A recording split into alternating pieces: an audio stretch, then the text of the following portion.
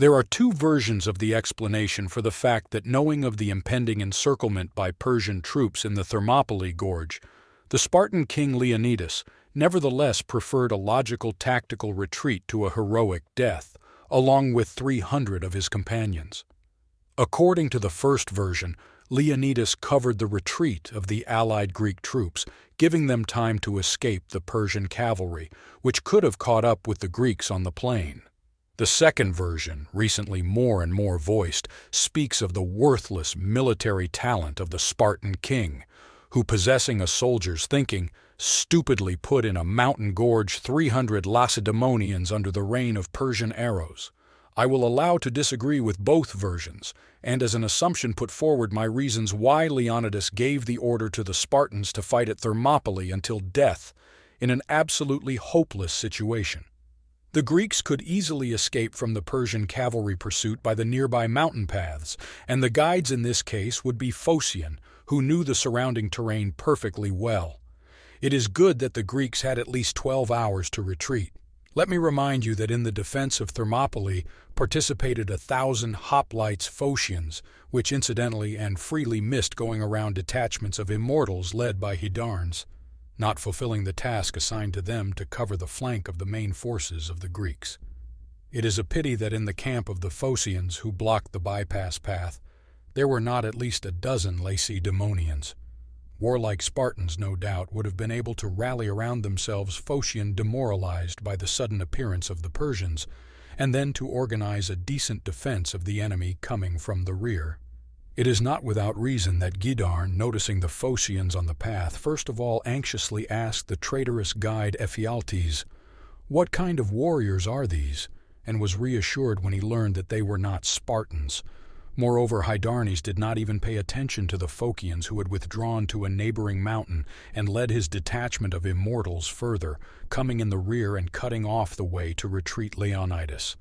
Spartan king of Sparta in time at night was informed of the threat of complete encirclement of the Persian defector Tarastiad, and when in the morning Phocian messenger reported the appearance of enemy troops on the bypass path, Leonidas had already decided to withdraw from the occupied positions of the main forces of the Greeks. In case of extreme necessity, Leonidas could evacuate the small Greek army by sea. Good thing that with the allied fleet he had a constant communication. But the Spartan king considered retreat by land a safer matter. 200 years later, the Gauls marched by fire and sword through Macedonia and found themselves in front of the Thermopylae gorge, blockaded by a combined Greek army of 30,000 men. From the sea, the allied army was covered by the Athenian fleet, which flanked the Gauls, storming the gorge with arrows and throwing projectiles. Again, the inhabitants of the Greek city of Heraclea undertook to lead the army of Gauls along the mountain trails to the rear of the Hellenic army.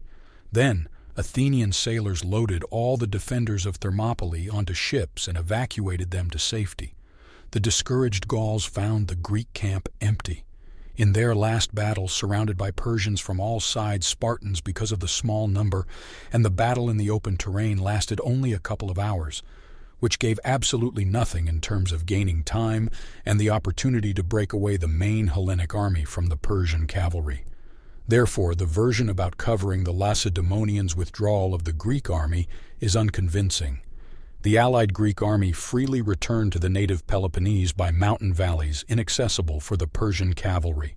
The lack of wide plains in Greece, with the exception of Boeotia and Thessaly, made the use of cavalry ineffective.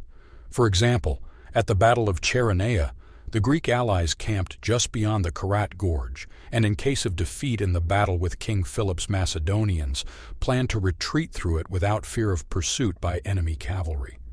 The main reason why Leonidas stayed at Thermopylae is explained by the Spartan upbringing and the way of life of the Lacedaemonians. The people of Sparta were a military caste. The harsh Spartan code of behavior did not allow even any manifestation of grief for fellow citizens killed in battle. No woman would marry a Spartan who had left the battlefield. Such fugitives could be beaten with impunity in the streets of Sparta, and they had no right to resist and had to walk around in patched clothes, unwashed and uncombed. In numerous wars, Spartan generals and kings had the right to make independent decisions depending on the circumstances and acted according to the situation. But not this time, when Leonidas was officially sent by the state with the sole purpose of blocking specifically the Thermopylae passage. And he himself could not make the decision to retreat because he considered it a dishonor to leave the post he was put to defend. The king made the only possible decision for a Spartan to fight and die, following the law of his country and fulfilling his military duty. Sparta had strict laws. No one had the right to retreat from the battlefield without orders. If this happened, a Spartan would lose his civil rights, be dishonored, condemned by his fellow citizens, and exiled. Leonidas answered his retreating allies. It is not fitting for him and his Spartans to leave the place they were sent to defend.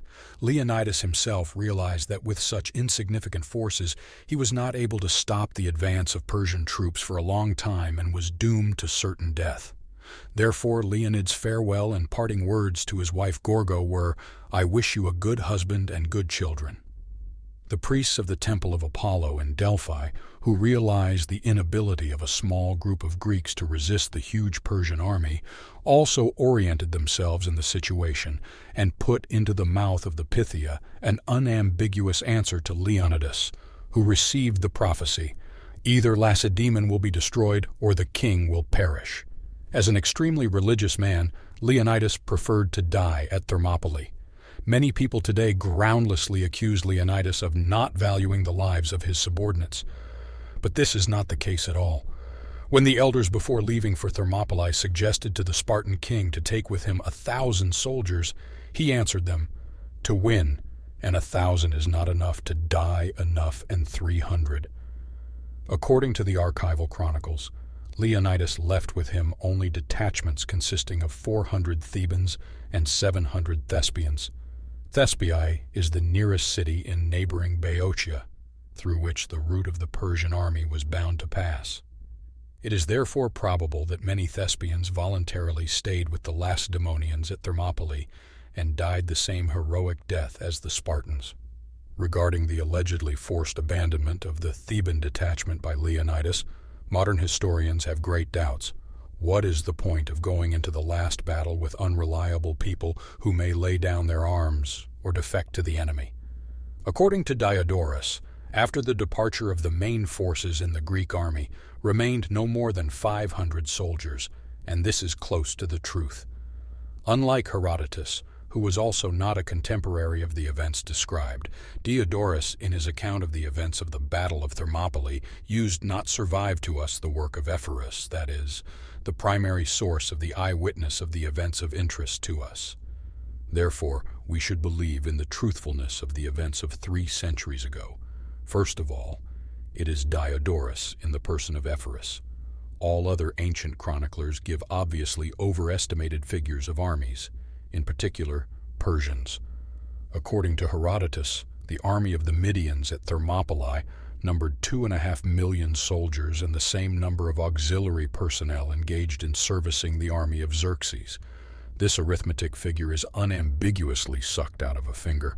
Naturally, Leonidas decided to keep the warriors left on Peloponnesus as the backbone and basis of the future united Greek army.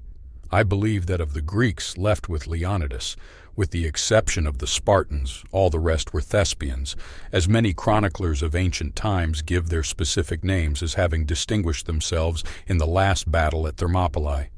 But nevertheless, the Thespian detachment did not remain in its entirety, but partially and at will. Because the decision of the allied detachment to stay with Leonidas in its entirety, and thus deprive the hometown of Thespia of absolutely all combat-ready citizens, would be devoid of common sense.